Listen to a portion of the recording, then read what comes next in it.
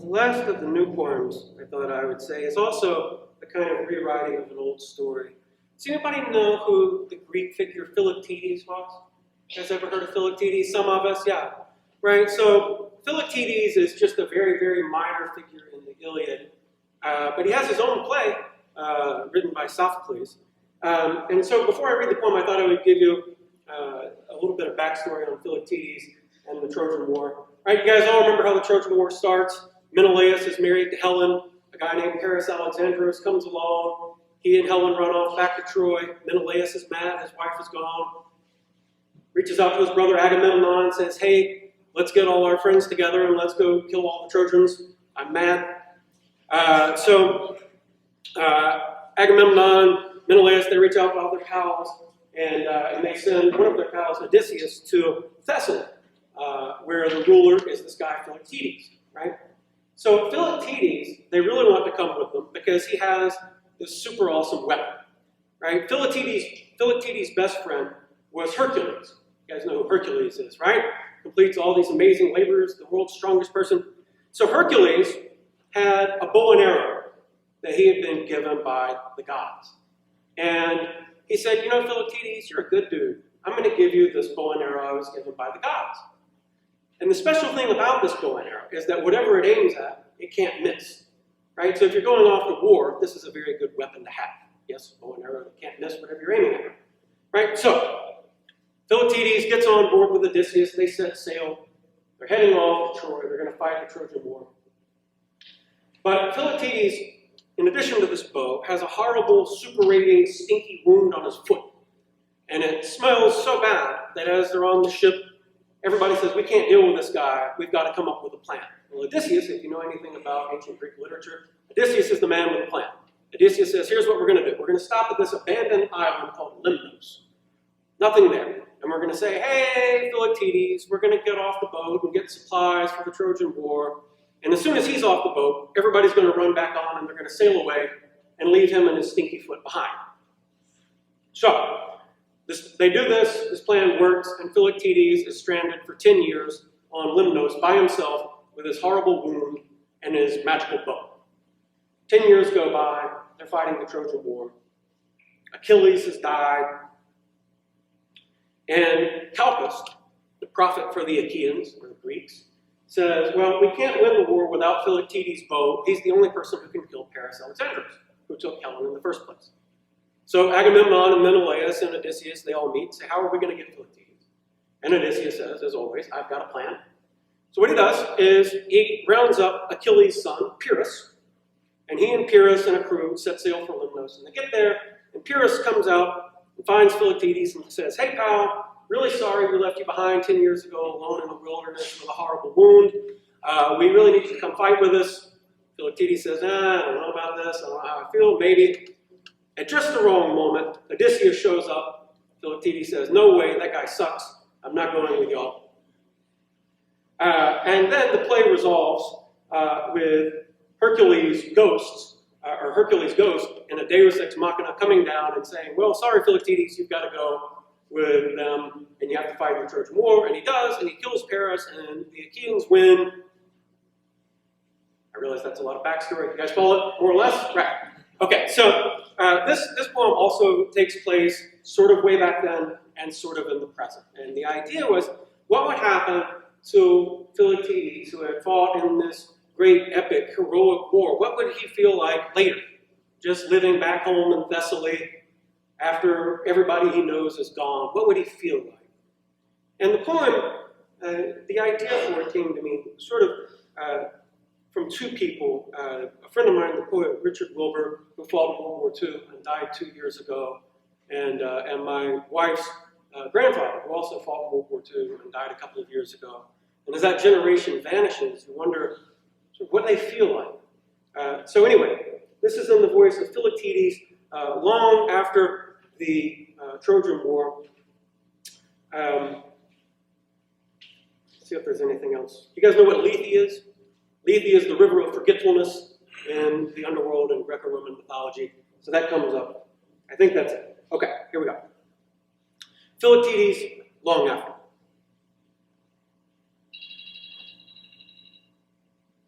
The Philoctetes? Philoctetes long after. They're nice to me, I guess. These ghosts who never know quite what to say, having lived out meaningless lives here in Thessaly. They fear each day that they have been somehow defrauded. But bring me my delauded out on this sunny terrace anyway in their soft shoes and scrubs. They putter forward into their futures while helping us into tubs or pushing Lethean pills to coax a smile from us who see, played on these plains once more, our ancient pains. This green, a stage that holds Troy's burning pile. It's like some movie set, this hospice. We're the actors, they're the crew. They bring our Percocet and coffee through the lights. What do? We act like we're still the men we were, and that time when our lives still mattered. Could be worse. It's true. Time's poison ravages the body. But what are gout and diabetes to one who knows what he is, what he was? What can they be to Philoctetes? I am the man who slaughtered Paris for his crown. Here, on a terrace in a wheelchair, dribbling milk from soggy Wheaties, browbeaten by these ghosts who've never lived. Here's the survivor's fate, and always with the ghosts. My own dead friend came to equivocate for Pyrrhus and Odysseus, and he made such a fuss that I slouched off to fight for men I hate. For what? Lo, my reward for saving the Achaeans with my bow? Great Agamemnon, lord of men, long dead. Achilles, too, laid low. And no one cares what they debated or how manipulated I left where Lemnos' sleepy breezes blow as soft as mother peace upon the fevered brow of her sick child, who's sick with the disease of life. They could have left me in the wild, where I'd hobble from my quiet cave like Lazarus from the grave, my dying and my living reconciled, as in some afterlife I could not end, since ending it would mean another afterlife. I've never seen such darkly brilliant green. Living on bread the ravens brought and the few fish I caught, things I'd ignored for years, took on the sheen of jeweled seas at noon. The deep down stir of things made evident, while I lay in a swoon on a stone ledge above the forest, bent over a sprig of thyme, white capped, as if a breaker lapped within the limestone shelf its growth had rent. The changeful days were changeless, and I was most alive when numbered dead, when the unexpected angels of daily observation crowned my head, as mayflies form a halo over a lily in the clover nobody's ever seen. But now, instead of that, the TV blares. I email different people. Memory fades. We're dying. No one cares. They feed us burnt steaks. We wield plastic blades and wish we'd known the naive joy of those love felled at Troy, who don't now live as shades among the shades.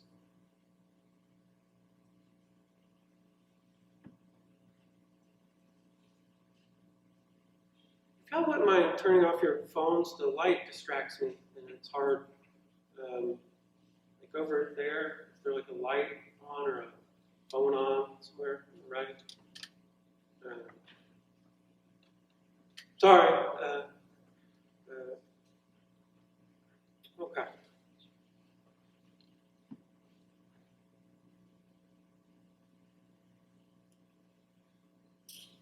like an acting thing. It's hard to remember your lines when you see things out in the crowd.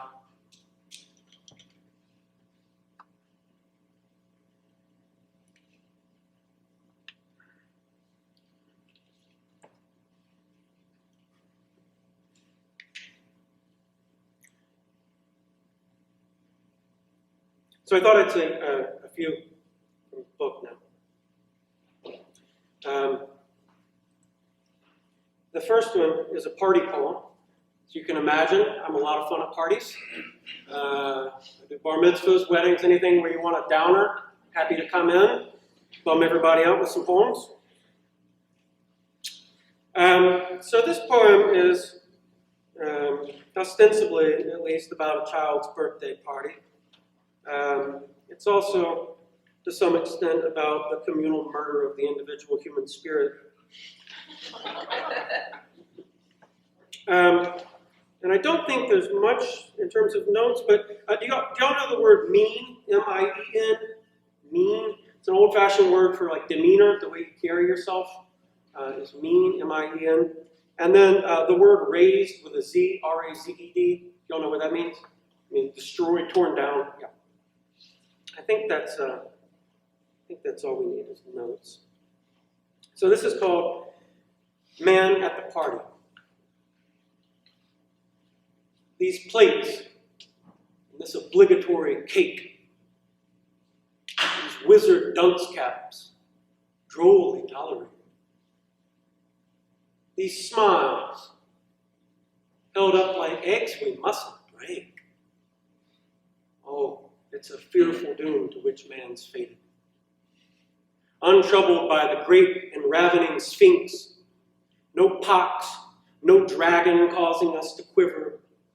We're slaughtered by averted eyes and winks from teenage daughters splashing in the river while gossip weaves its insubstantial knit to bind us here in this festooned pavilion, mouths stuffed with sweets and what we won't admit.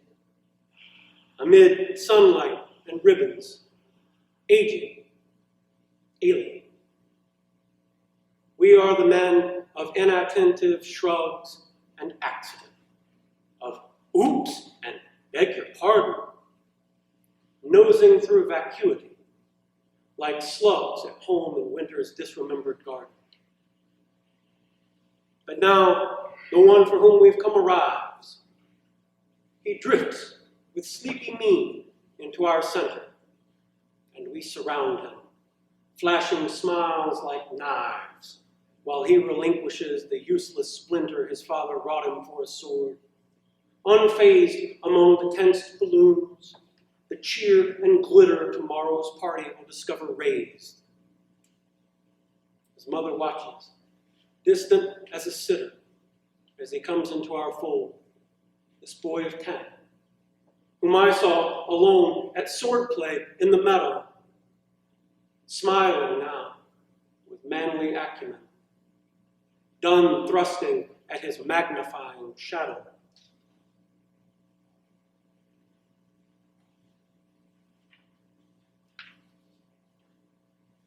Well, maybe I'd do a few from the front of the book.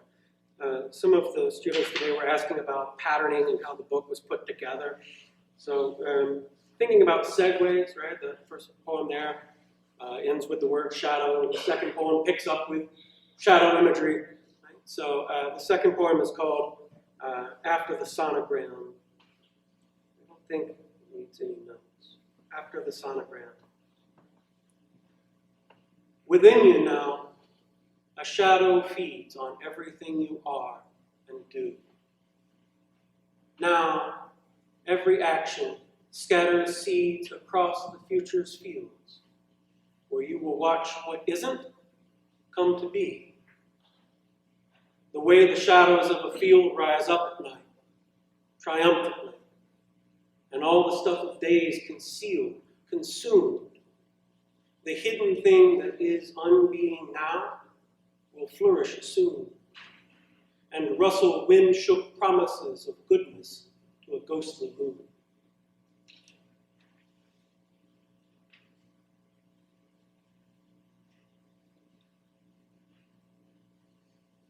the next one. I thought ending on an image of a ghostly moon was kind of Gothic. So it made sense to lead into the next poem, which is called Goths. Maybe that requires a note or two. So the last time I had any idea what was happening in popular culture was 10 years ago. And at that time, there was a new form of music that was out called witch house. Has anybody heard of this? Witch house?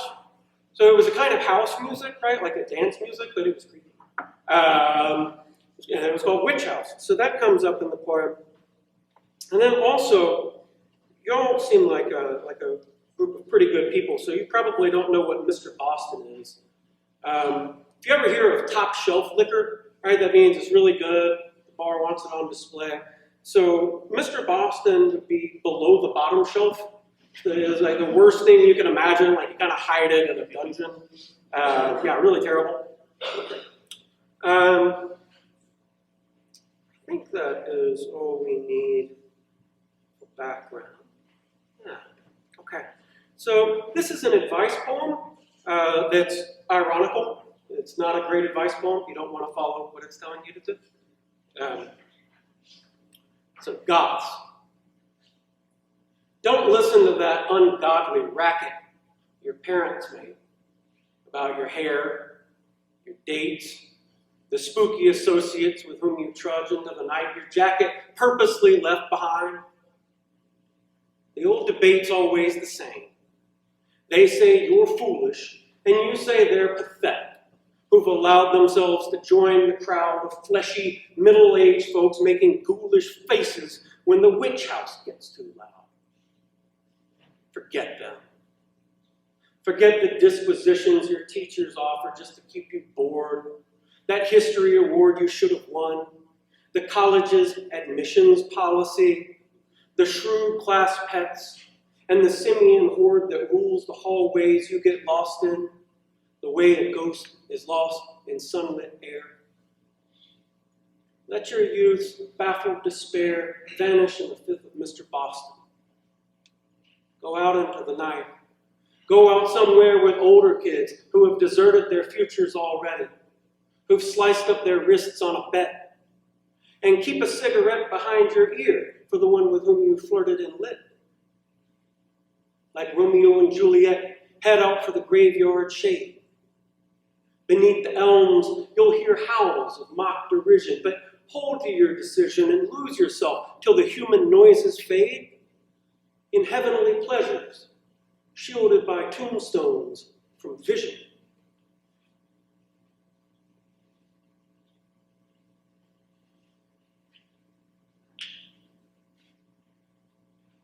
And then I'll do one more from the first section. So that one ends with the word vision, and the word vision is going to pick up in the first stanza of this one. This is a poem that I wanted to write for a long time. Do we have dog people? Dog people in the house? Yeah, woo! Love dogs. Love dogs. Absolutely. I'm a fan of, I think it should be a genre, dog literature. Like there are just really good bits about dogs. So in the Odyssey, Odysseus comes home after 20 years, and his dog comes up, like hobbles up to him. The dog's named Argos, which in Greek means fast or swift or like speedy or something like that. And it's now like this old decrepit dog, and it hobbles up. It recognizes Odysseus after 20 years, and Odysseus pats it on its head, and it falls dead. And I weep. I just weep. Did y'all anybody read Where the Red Fern Grows when you were little kids? I wept all night long. Oh my gosh! Right. So, big fan of dog literature, as I say. And I wanted to write a poem for a dog that my mother had. Not sort of that dog, and sort of not that. So I wanted to write this poem for a dog, and then because I am a creative super genius, I entitled it For a Dog. And I don't think it needs any notes. For a dog. You wake us up. That shrill, insistent bark, driving away whatever dreams had fogged our vision. And we'd rise in the true dark, wondering just what exactly, cataloged by canine instinct under threat, was there. What jogger, cat, or dog it was that dogged you from your drowse beside the easy chair and summoned your yapped pandemonium. 9 times in 10, it was just empty air. Some ghosted scent you sniffed. Dumb. You were dumb. Like all dogs, snuffling up to snakes, afraid of mice. When we said, come, you wouldn't come. You capered when commanded to play dead. And when we wanted most to be alone, you'd offer up that imbecilic head until we crowned your pity with a bone. Our lives took on the shape you spun from need, a harried ronger of routine. You're gone, the house is quiet, and we've been freed forever from the never-ending chores your tail entailed. The scrubbing where you pee, the hunting stain removers down in stores.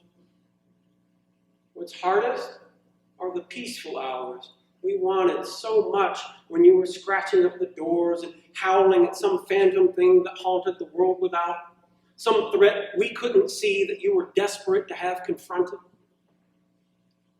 Now, you're part of that present unity of absences the living move among, in which what was, what will, and what can't be dance in a ring to a triumphant song we don't have ears to hear or heart to see, who sleep now perfectly and much too long.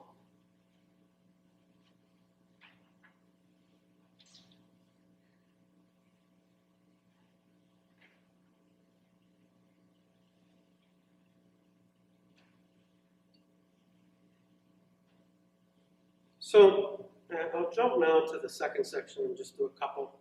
And then I'll do 2 from the last and we'll call it a night. I think that will be a sufficient amount of poesy for all of us. The next poem I'll say is called Xenia. And I've had people ask if this is the warrior princess from the 90s TV show. It is not. It was Xena, warrior princess. You know, the thing with this word, this is a good ancient Greek word, Xenia, but we only know it from its antithesis, from its opposite. We hear it all the time, xenophobia. Xenophobia is fear of the stranger. And Xenia is hospitality to the stranger, or hospitality between stranger and host, guest and host, like that. So this is called Xenia. I don't think it needs any notes. All right. Xenia. One day, a silent man arrives at your door in an outdated suit, threadbare and black, like a lost mourner or a Bible salesman who's been robbed. Penniless. He needs a place to stay. And you, magnanimous you, soon find this stranger reading in your chair, eating your cereal, drinking your tea, or standing in your clothes at the window, awash in afternoon's alien light. You tire of his constant company. Your floorboards creak with his shuffling footfalls, haunting dark rooms deep in the night. You lie awake in blackness, listening, cursing the charity or pride that opened up the door for him, and wonder how to explain yourself. He smells like durian and smoke, but it's mostly his presence, irksome, fogging the mind up like breath on a mirror. You practice cruelty in a mirror, then practice sympathetic faces. You ghoul. Cunning cannot deceive you. You are afraid to call your friends for help, knowing what they would say. It's just you two. You throw a fit when he sneaks water into the whiskey bottle, then make amends. You have no choice except to learn humility, to love this stranger as yourself, who won't love you or ever leave.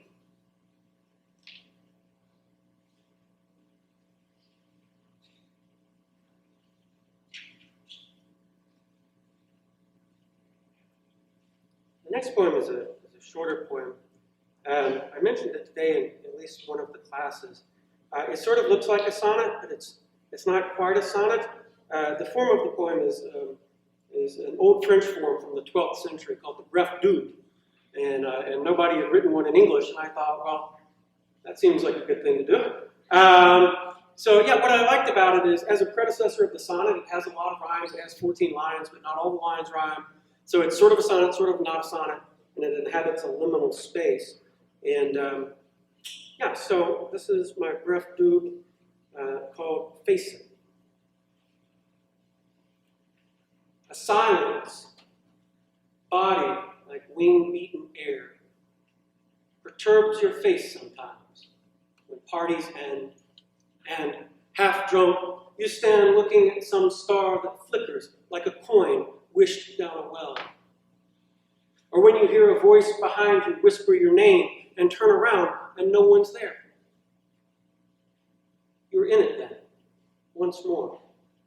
The stranger's house perched in the mountain woods, the rot-sweet smell of fall, the maples millions, tongues of fire, and there, whirl, harrowing the gap, squint far. That unidentified fleck, approaching and receding at once, wrapped in the wind's spell. Pulse, throb, winged dark that haunts the clean light's glare. That thing that you're becoming, that you are.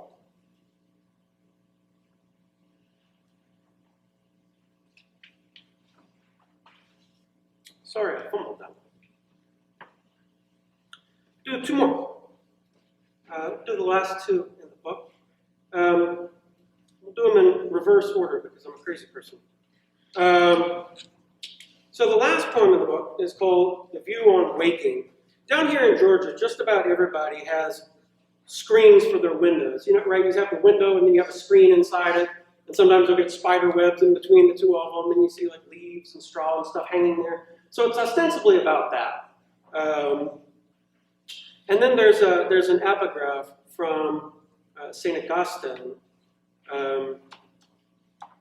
Melius enim judicavit de malis bene facere quam mala nulla esse permittere, which means, for he has judged it better to make good out of evil than that evil should not be allowed to exist. Approximately. So it's sort of about that too. So the view on waking. There is a kind of crypt between this window and the window screen, in which fine silken webs, unseen, like wires and levitating tricks, accumulate somehow and fix bits of the outer world. Small sticks and pastures, leaves, and wisps of straw all hang, suspended in mid-fall, ensorcelled by some happy flaw in joining that allowed the space through which stray things may find this place, at once their tomb and saving grace, where gravity need not apply, and, unalive, they shall not die as dreams do in the opened eye. While we're reading along, I suppose I should have given you a note on the word ensorcelled, but I figure as the generation of Harry Potter, you all know this. It's from sorcery, sorcerers, right? Like make magic ensorcelled. If you don't know it, don't feel bad. I think I'm the first person to use it since Edmund Spenser in the 16th century. Okay, we'll close with this one. Someone said something nice about it today, so I thought I would close with it. And it is called In the Harvest Season. It's finished. Waiting's all that will remain. That gossip now must go unverified. Blue smoke from leaf piles, smoldering like pride, hangs here, a ghost, a storm cloud that can't rain. Last night, the county's final weather vane fell in the high winds. Old roofs, stripped bare, preside. Take down the ragged self you've crucified, and let the crows wing through the fields of grain. The sagging fence will never stand up straight. Whatever is not right now will never be. That pain tormenting you will not abate. And in the windows of vacated banks, you'll see yourself passing by aimlessly. You cannot change your life. Give up. Give thanks. Thank you.